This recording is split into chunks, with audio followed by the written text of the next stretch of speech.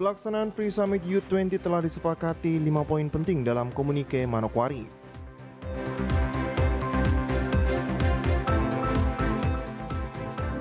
Penjabat Gubernur Papua Barat Paulus Waterpauw menemui kontingen Pesparawi Nasional ke-13 dari Provinsi Papua Barat.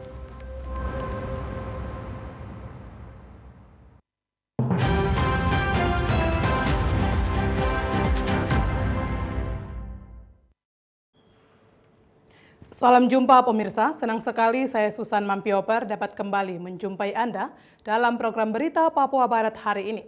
Sejumlah informasi di Papua Barat akan kami hadirkan untuk Anda. Inilah berita selengkapnya.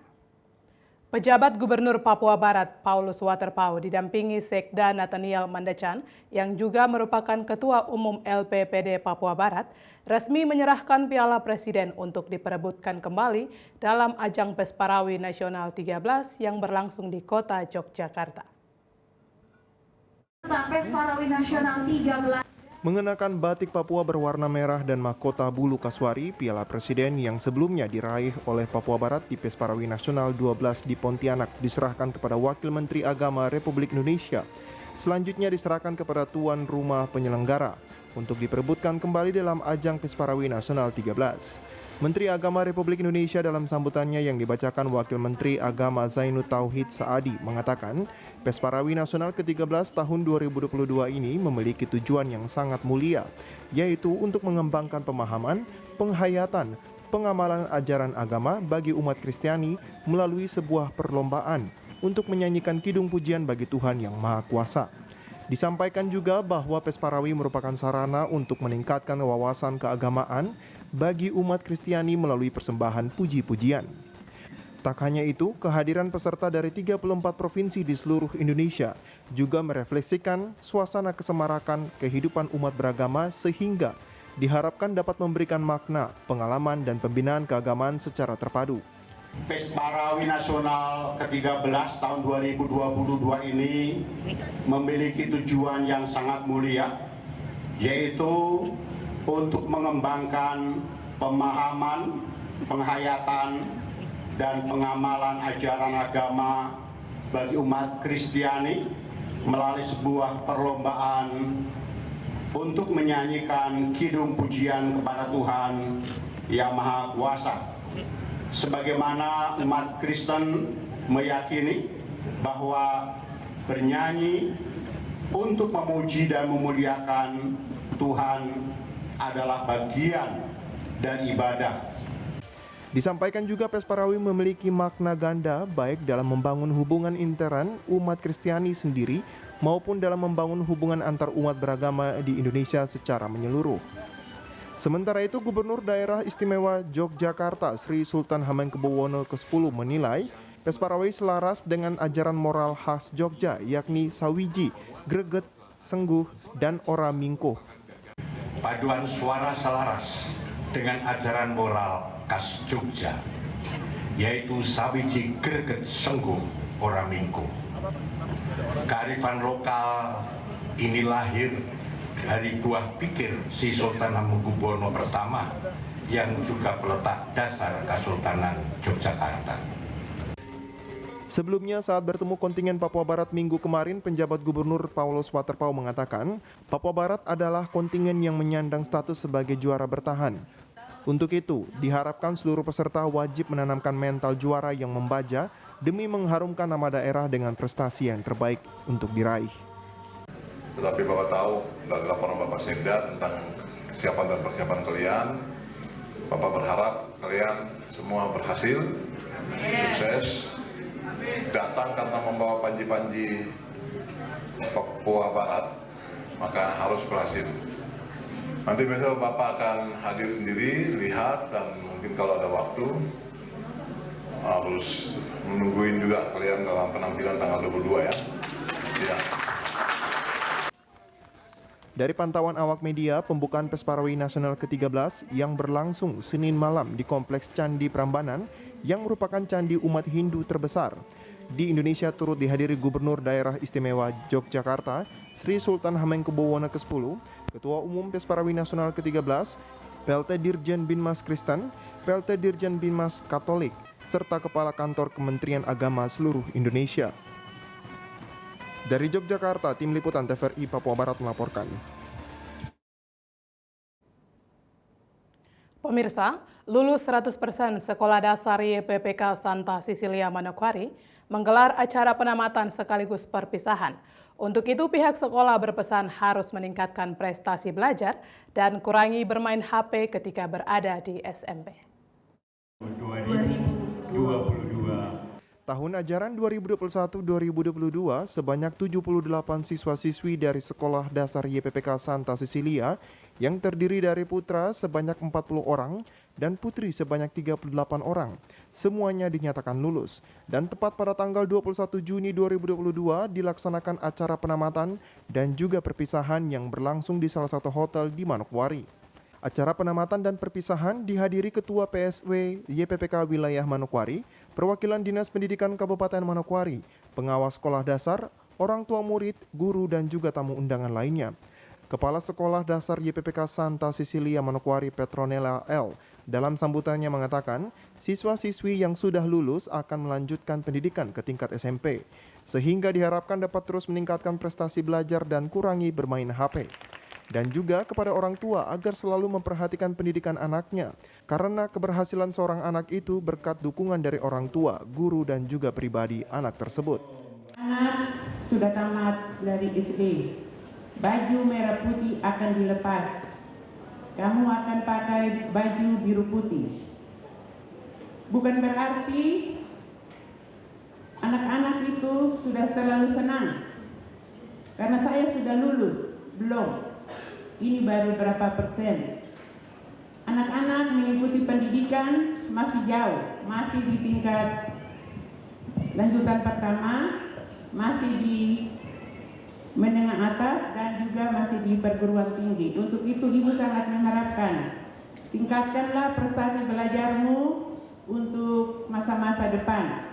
Kami para guru sangat mengharapkan Bapak Ibu orang tua selalu memperhatikan anak-anaknya.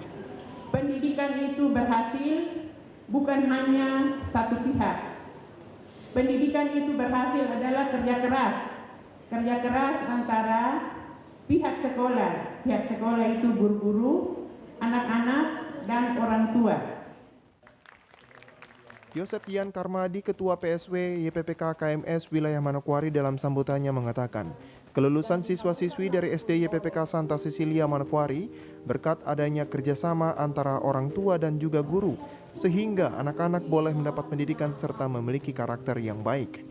Di sekolah SD YPPK Santa Cecilia bukan semata-mata kerja keras kepala sekolah dan dewan guru, tetapi juga berkat keterlibatan kita orang tua serta kepercayaan orang tua kepada guru-guru, sehingga boleh mendidik, membimbing, dan mengarahkan anak-anak agar memiliki karakter yang baik.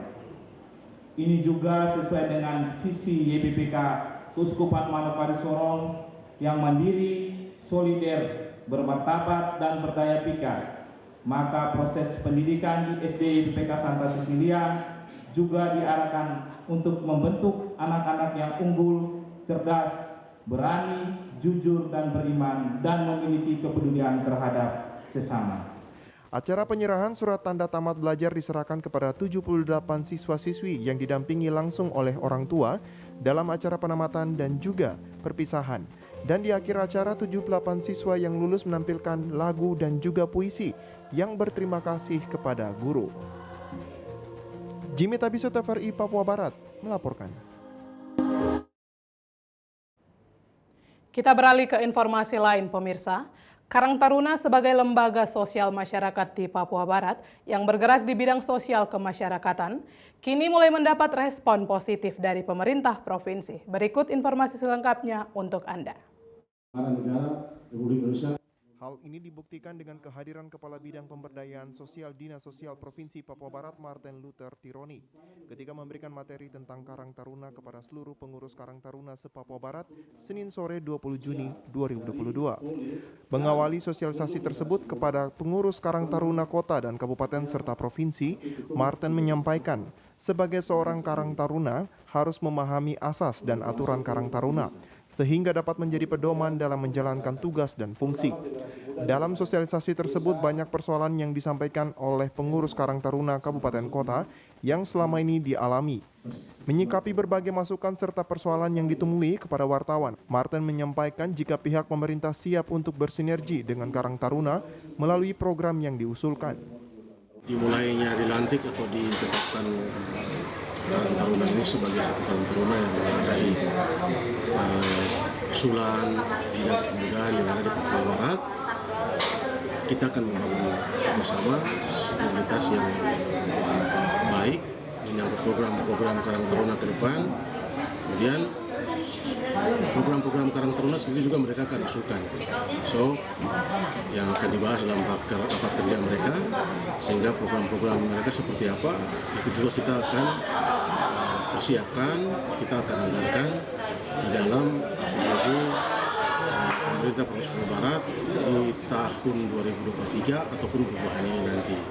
Lebih lanjut disampaikan bahwa dengan kehadiran Karang Taruna di Kabupaten Kota sudah sangat membantu pemerintah di lingkungan masyarakat. Sebab Karang Taruna merupakan perpanjangan tangan dari pemerintah, khususnya di bidang kepemudaan. Berbagai program kerja yang disampaikan Karang Taruna Kabupaten Kota yang belum maksimal karena berbagai kendala yang dihadapi. Jelas Martin bahwa kedepannya hal ini tentu menjadi perhatian serius.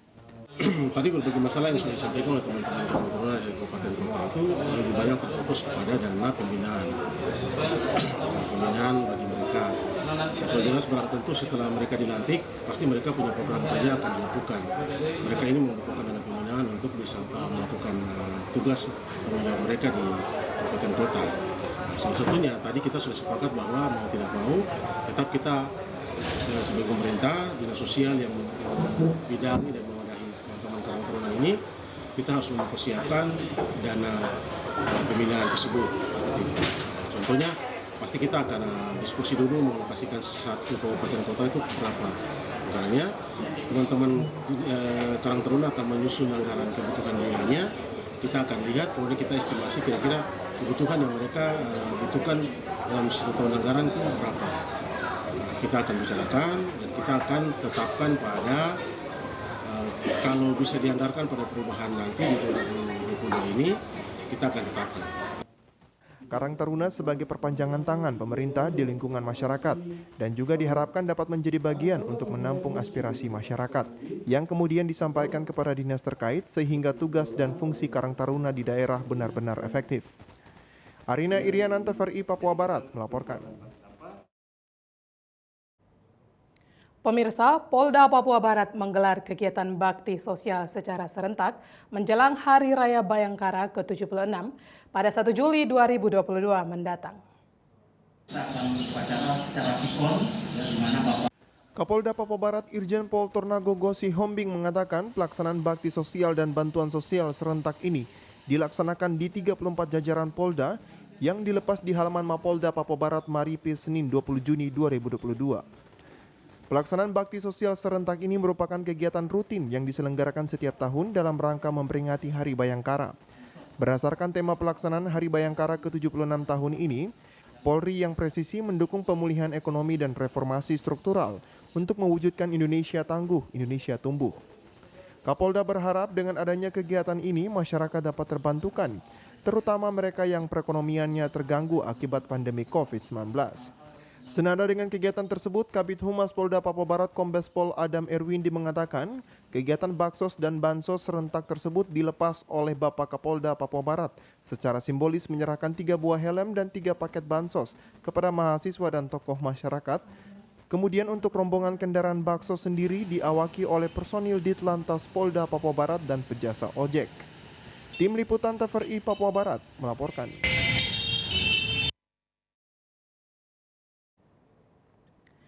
Sementara itu pemirsa, sebelumnya pada Minggu 19 Juni 2022 kemarin, Polda Papua Barat juga menggelar kegiatan fun bike dan pembagian door prize di halaman Mapolda. Ini sekaligus dilepas langsung Wakapolda Papua Barat Brigjen Pol Patrick Renwarin yang mengambil start dari samping Sinar Suri Wosi. Go! Marilah kita berikan aplaus kepada seluruh peserta fun bike. Adapun rute fun bike yaitu melewati Sowi, Arfai, andai dan finish di Mapolda Papua Barat. Sesaat usai tiba di garis finish, dilanjutkan pengundian kupon door prize bagi peserta untuk memperebutkan hadiah utama berupa 1 unit sepeda motor, 1 unit Smart TV, 1 unit mesin cuci, dan 1 unit kulkas maupun sejumlah hadiah menarik lainnya. Usai kegiatan bersepeda, Kapolda Papua Barat Irjen Pol Tornagogo Sihombing yang diwawancarai media ini mengatakan, kiranya menyambut Hari Bayangkara ke-76 tahun 2022, Polri tetap memberikan pelayanan yang terbaik kepada masyarakat ke depannya, terlebih khusus di wilayah Polda Papua Barat.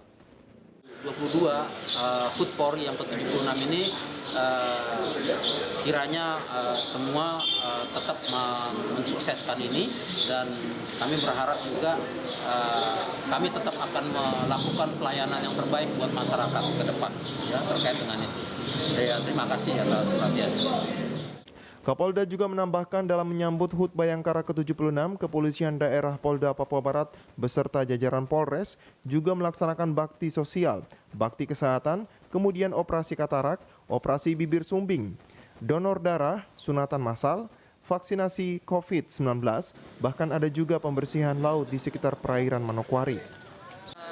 Kemarin juga dalam rangka untuk memperingati ataupun merayakan HUT Bayangkara ke-76, ya, Kepolisian Daerah Papua Barat terutama kita semua ya dengan jajaran Polres mengadakan kegiatan-kegiatan bakti sosial ya, kemudian bakti kesehatan, kemudian kita ada operasi bibir sumbing, operasi katarak ya, kemudian juga kita juga melaksanakan donor darah ya, terus kemudian sunatan massal, dan bahkan kita ada pembersihan kebersihan laut ya, yang kemarin juga kita lihat agak banyak sampah yang kemudian kita bisa bersihkan. Natalindo Kerewa, TVRI Papua Barat melaporkan.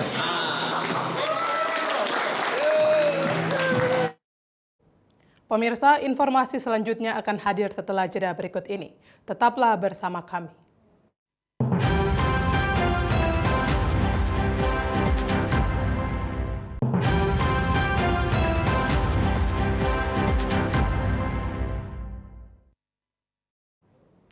Terima kasih Anda masih bersama kami.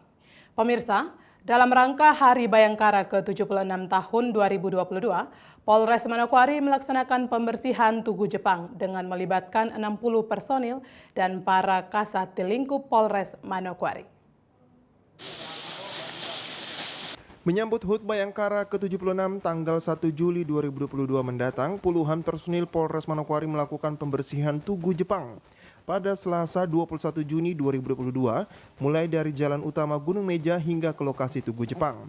Kapolres Manokwari AKBP Parasian Herman Gultom kepada TVRI Papua Barat mengatakan, selain menyambut HUT Bayangkara Polri ke-76 tahun, bakti pembersihan ini sekaligus menanamkan kepedulian kepada anggota Polres Manokwari dengan menjaga kebersihan di kawasan hutan lindung Gunung Meja Kabupaten Manokwari.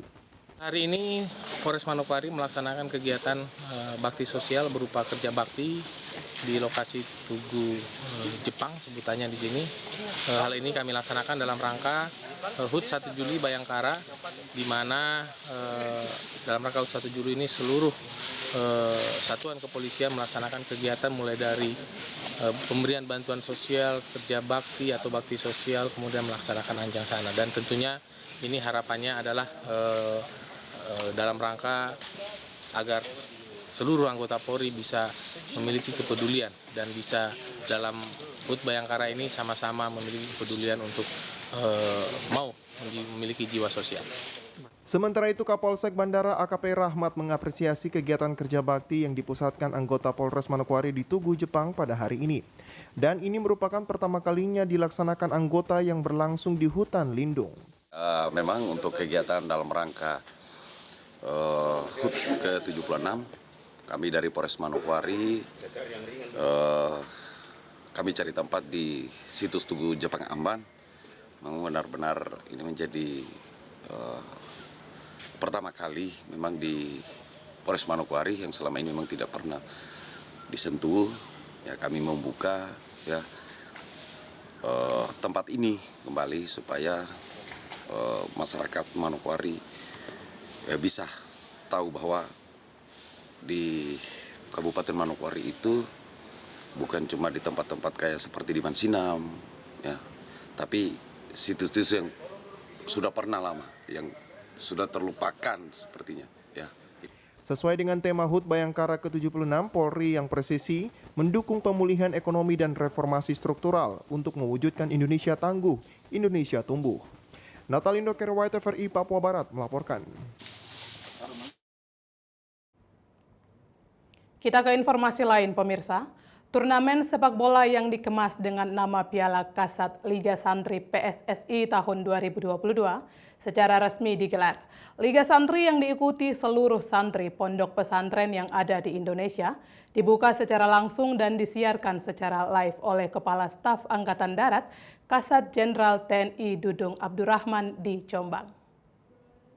Berkenan turun ke Peresmian turnamen yang digelar secara virtual ini juga diikuti oleh seluruh jajaran TNI Angkatan Darat, tidak terkecuali Kodam 18 Kaswari dari lapangan Makodam Kaswari di Jalan Trikora Arfai 1 Manokwari, Papua Barat pada Senin 20 Juni 2022. Kasat TNI Angkatan Darat dalam amanatnya yang dibacakan oleh Pangdam 18 Kaswari, Majen TNI Gabriel Lema menyampaikan, melalui kompetisi ini diharapkan mampu menciptakan kemanunggalan TNI dengan rakyat sebagai sarana untuk menumbuhkan rasa cinta tanah air bangsa dan negara dengan tetap berpedoman pada nilai-nilai religius keagamaan. Di samping itu, kegiatan ini dapat berfungsi sebagai wahana dalam rangka pembinaan potensi sepak bola bagi generasi muda.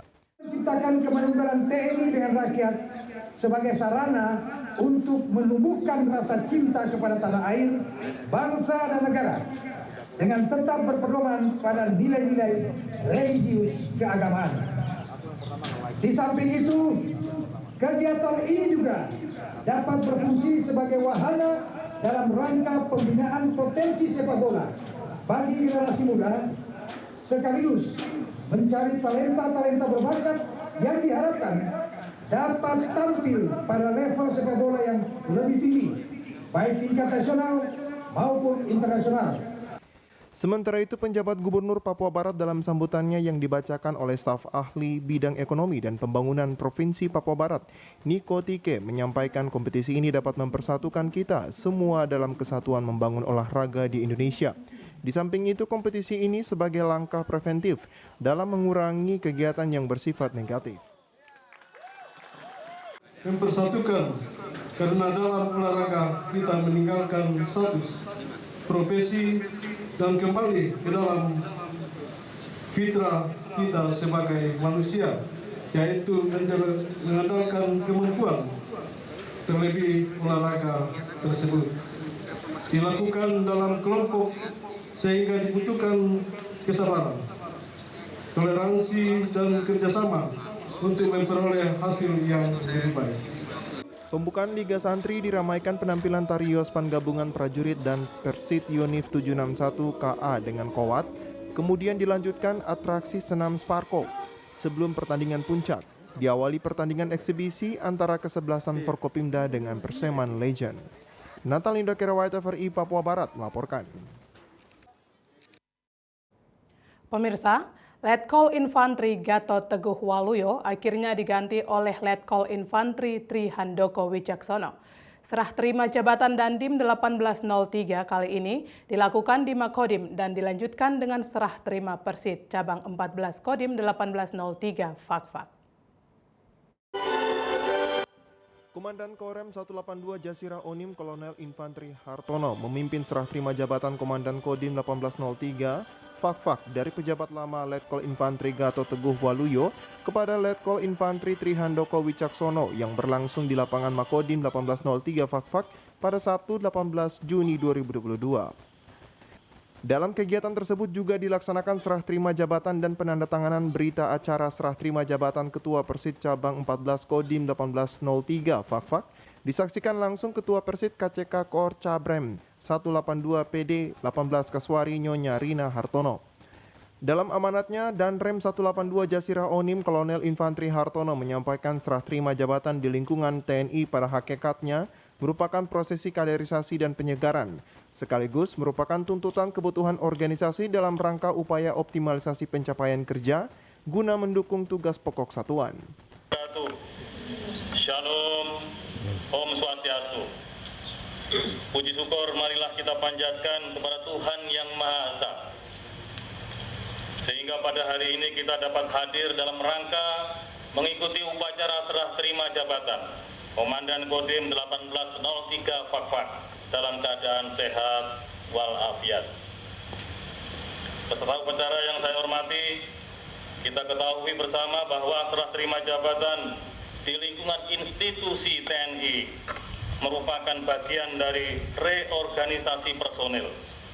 Hal ini dalam rangka pembinaan personil, pembinaan karir, dan pembinaan organisasi, serta sebagai upaya untuk lebih meningkatkan kinerja satuan.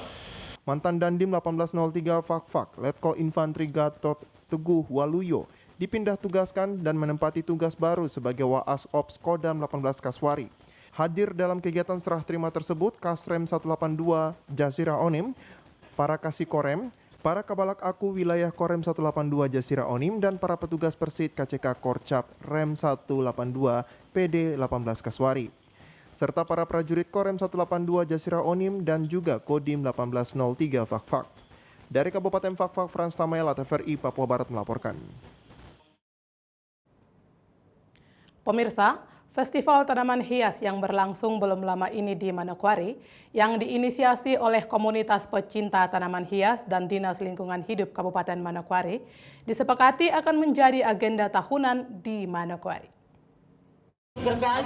Festival Tanaman Hias yang diinisiasi oleh komunitas pecinta tanaman hias Papua Barat dan Dinas Lingkungan Hidup Kabupaten Manokwari dalam rangka memperingati Hari Lingkungan Hidup Sedunia belum lama ini digelar di Manokwari selama 5 hari, yang dibuka secara langsung oleh Bupati Manokwari Hermus Indo. Festival Tanaman Hias yang baru pertama kali digelar di tingkat Kabupaten Manokwari ini mendapat respon yang baik dari Bupati Manokwari dan disepakati untuk dijadikan sebagai agenda tahunan di Kabupaten Manokwari. Ketua Tim Juri Festival Tanaman Hias Frederick Luhulima pada penutupan Festival Tanaman Hias Sabtu lalu menyampaikan agar festival ini harus dilakukan juga di setiap kabupaten kota yang diinisiasi oleh komunitas pecinta tanaman hias Papua Barat.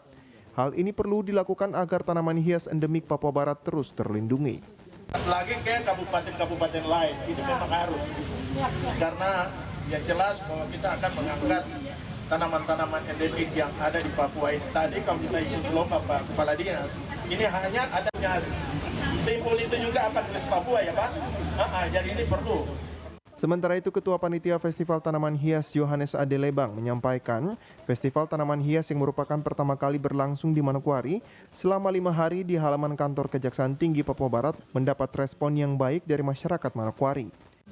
Setiap hari, tapi secara umum, secara global, hasil pemantauan kami bahwa ini masyarakat cukup tinggi, ya. Apakah karena adanya kolaborasi kita bikin dalam satu event setingkat festival, sehingga mereka berdatangan sekaligus melakukan aktivitas di tenda-tenda tanaman hias yang cukup tinggi. Yohanes juga mengapresiasi perhatian serius dari Pemda Manokwari, khususnya Bupati yang langsung meresponi kegiatan Festival Tanaman Hias untuk diagendakan sebagai agenda tahunan di Manokwari, yang bertujuan untuk memberikan peluang kepada para pecinta tanaman hias untuk dapat menampilkan hasil kreativitas mereka. Arina Irianan, TVRI Papua Barat melaporkan. Pemirsa, informasi tadi sekaligus menutup jumpa kita dalam program Berita Papua Barat hari ini. Mewakili kerabat kerja yang bertugas, saya Susan Mampioper mengucapkan terima kasih dan sampai jumpa.